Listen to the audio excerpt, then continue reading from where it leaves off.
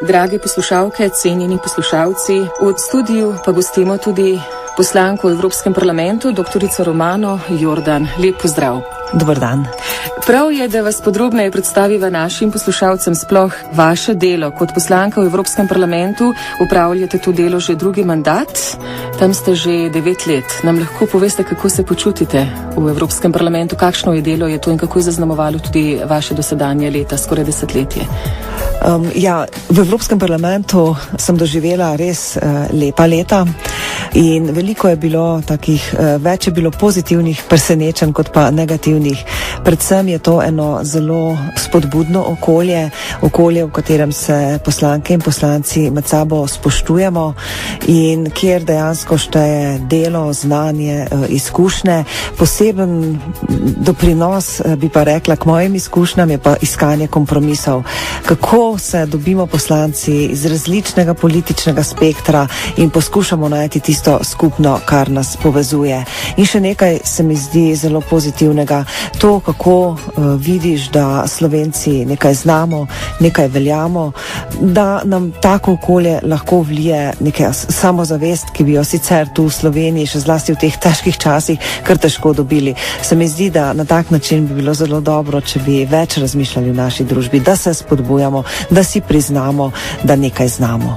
Doktorica Romana Jordan, ste diplomirana inženirka elektrotehnike, po magisteriju ste še doktorirali z področja jedrske tehnike. Vaša prejšnja služba je bila delo raziskovalke na odseku za reaktorsko tehniko na Inštitutu Jožef Štefan. Kako ste se znašli v tako zahtevnem, pretežno moškem strokovnem področju? Predvsem se nisem nikoli obremenjevala s tem, kakšnega spola sem, ampak sem o sebi, o svojih zanimanjih in prihodnosti razmišljala predvsem na ta način, kaj je tisto, kar me veseli, kaj je tisto, kar zame predstavlja izziv, in nekako sem se res potem vedno presenečeno znašla v družbi, ki je bila bolj moška, tako že med študijem, kot tudi potem na odseku za reaktorsko tehniko.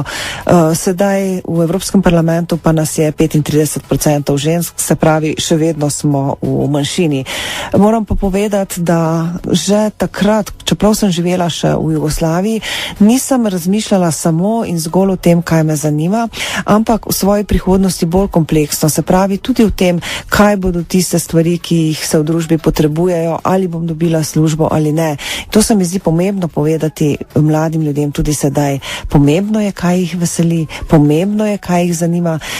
Pomembno je pa tudi, da v to svoje prepričanje vložijo ogromno dela in da razmišljajo tudi o tem, kje in kdo bi to njihovo znanje potreboval. Izvoljeni ste bili na listi Slovenske demokratske stranke, v Evropskem parlamentu ste članica poslanske skupine Evropske ljudske stranke. V parlamentu vsebinsko delo teče po različnih odborih, ste članica odbora za industrijo, raziskave in energetiko, nadomestna članica odbora za okolje, javno zdravje, varnost hrane. Ob tem ste tudi članica delegacije za odnose z Združenimi državami Amerike in nadomestna članica delegacije za odnose s Turčijo. Še ena od vaših številnih vlog je tudi, da ste članica kontaktne skupine Evropskega parlamenta za Evropsko agencijo za sodelovanje energetskih regulatorjev, ki ima sedež v Ljubljani. Strokovno torej ostajate predvsej na svojih področjih: energetika, jedrska energija, okolje, podnebne spremembe, varnost hrane. Lepo. Ja, res je, to so področja, ki jih najbolj obvladam.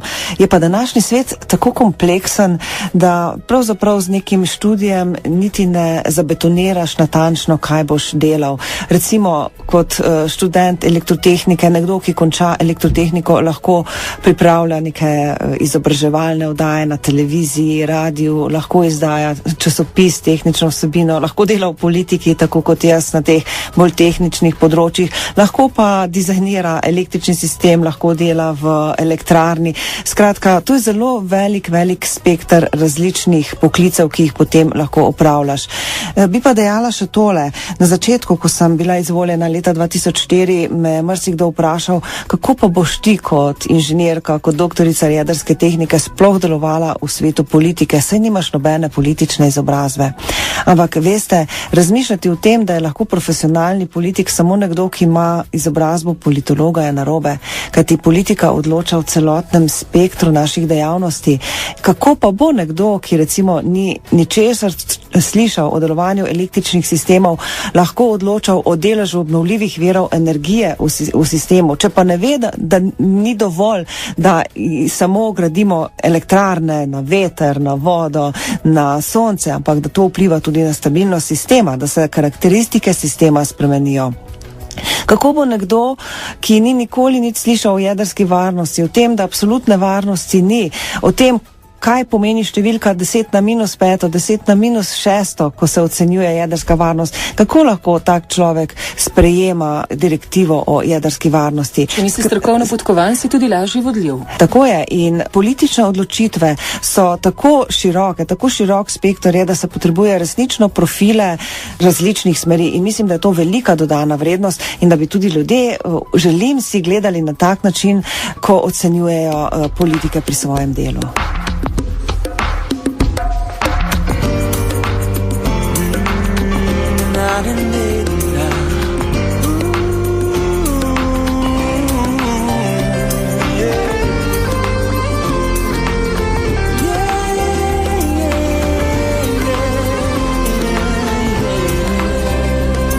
Oblačen dan, kdo vleče poglede, o soncu ni sledi. Občutek imam, da vsak, ki ga srečam, za sabo vleče kup skrbi. Vse hujši je strah, da več sončnih dni ne bo, a svet zmeraj znova je mlad in nov navdih in svež prepih od žene oblačen dan. Jaz verjamem pošten in prijazen svet, ko ljubezni moč ožene noč in sončen dan spet pride k nam, ki želimo si v miru zaživeti. Jaz verjamem pošten in pravičen svet, jaz verjamem v naš čas.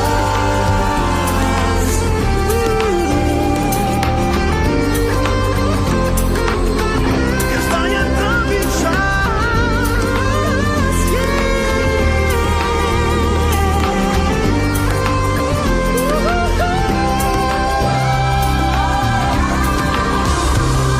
in nov navdih in svež prepih od žene oblačen dan.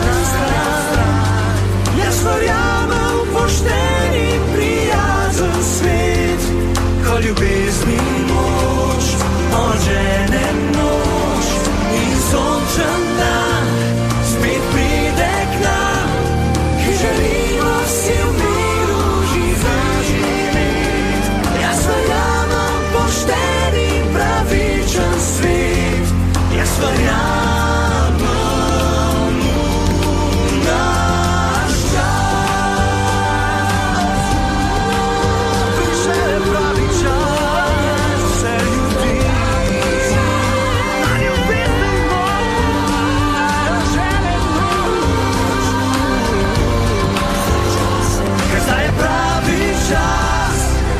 V našem studiu gostimo evropsko poslanko doktorico Romano Jordan.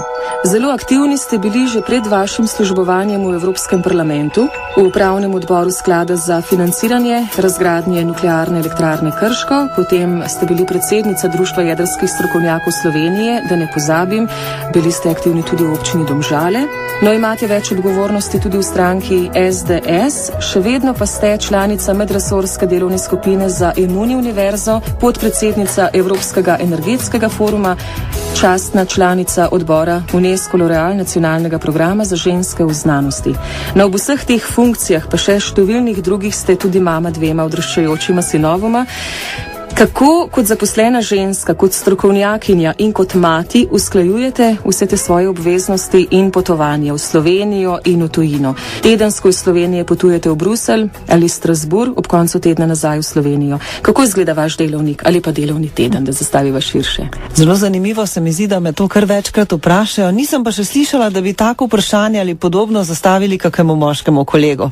Se pravi, da smo še kar daleč od enakih možnosti in da dejansko smo ženske kar precej obremenjene z družinskim življenjem in profesionalnim in da je včasih to dvoje res težko kombinirati.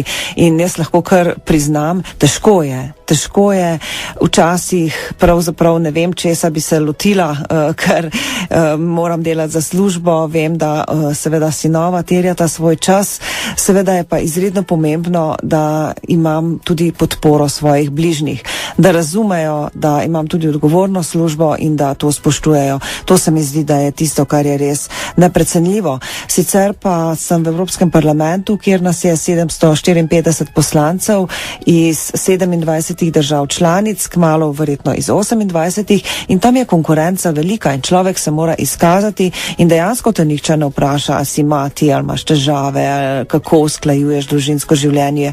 Ne, tam moraš biti, moraš priti, poprečno smo 4 dni v Bruslu ali v Strasbourgu in tam delamo od jutra do večera.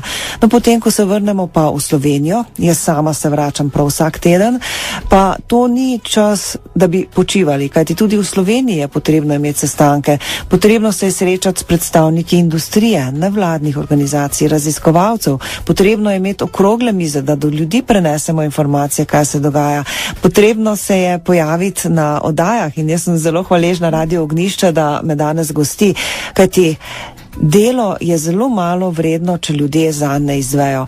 In to je pa tudi tisto, kar mene trenutno mi predstavlja en velik izziv, kako do ljudi spraviti ali prenesti več informacij o tem, kaj se v Evropskem parlamentu dogaja.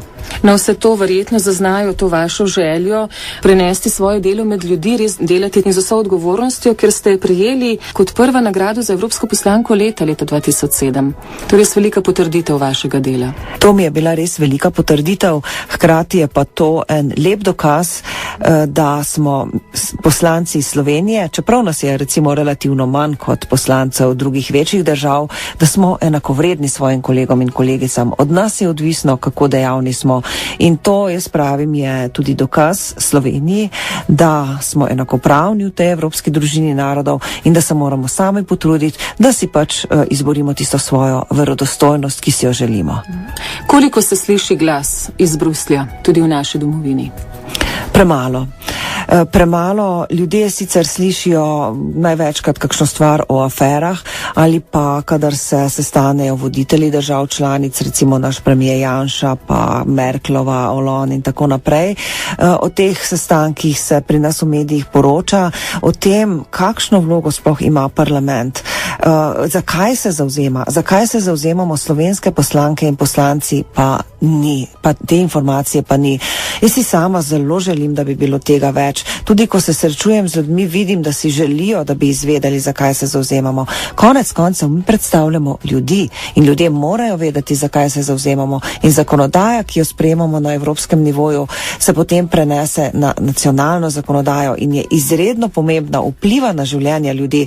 Zato si res želim, da bi bilo te medijske prisotnosti več. Saj imam spletno stran, potem svoje strani na Facebooku, na Twitterju, ampak to je premalo. Ljudje bi morali o tem biti res sproti obveščeni in ne samo o določenih temah, kot je recimo zunanja politika. Energetika je izredno pomembna. Pri nas se sedaj pojavljajo recimo tekmovanja med ponudniki električne energije. To je posledica evropske zakonodaje. Tudi pri plinu se to dogaja. Posledica evropske zakonodaje so nižje cene mobilnega telefoniranja, kadar telefonirate čez mejo znotraj Evropske unije. Potem posledica evropske zakonodaje tudi je zrak, ki ga dihamo, so vode, ki nas obdajajo, standardi pitne vode, standardi hrane, in o tem ljudje zvejo premalo. No, prav zato, da bi izvedeli, kakšno je delo evropskih poslancev, vas bomo, doktorica Romana Jordan, gostili večkrat v našem studiu, zato da predstavite tudi svoje delo, da predstavite dokumente, ki jih sprejemate v Evropskem parlamentu in s katerimi konkretno posežete tudi v naše življenje, ga skušate še izboljševati. In kot ste že omenili, vaše delo lahko spremljamo tudi na vaši spletni strani www.romanajordan.si, tako da lahko izrazijo svoje mnenje. Ja, zelo sem vesela, če dobim kakšno mnenje. Na Facebooku imam svojo osebno stran, tudi profil kot političarka, tudi na Twitterju, tudi kakšno elektronsko sporočilo mi lahko pošljajo. Sama pa moram reči, da sem zelo hvaležna Radio Ognjišče, da se res trudi predstavljati te tematike in da bom z veseljem sodelovala. Tako da doktorica Romana Jordan, evropska poslanka, hvala lepa in do naslednjič uspešno delo. Hvala in nasvidenje. Glas Slovenije v Evropskem parlamentu.